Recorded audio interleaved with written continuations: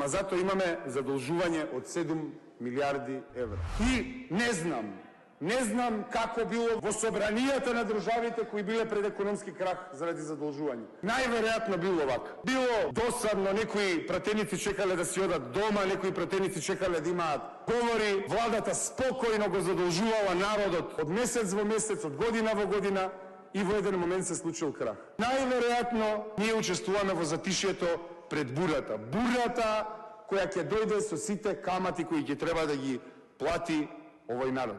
И веќе ги плаќа на многу експлицитен начин, кој му ја одзема можноста за прогрес и за подобрување на животните услови. Зошто? Затоа што во овој буџет за инфраструктура имаме 172 милиони евра, за камати 233 милиони евра. Тоа е веќе реалноста за Република Македонија. Реализација на капитални проекти имаме 20%, реализација по задолжување 95%. Република Македонија ја води влада која буџетот го смета за свој домашен буџет, личен. Личен буџет за кој нема потреба да има дискусија, за кој нема потреба усогласување на државни приоритети, за кој нема потреба за развивање на сопствено производство, за кој нема потреба за развивање на енергетска независност, за која нема потреба спречување на масовниот екзодус на граѓани од Република Македонија. Има за цел да ја нахрани политичката елита која ги донесе на власт и која треба да ги задржи на власт, затоа што тоа е математиката на нашите политичари.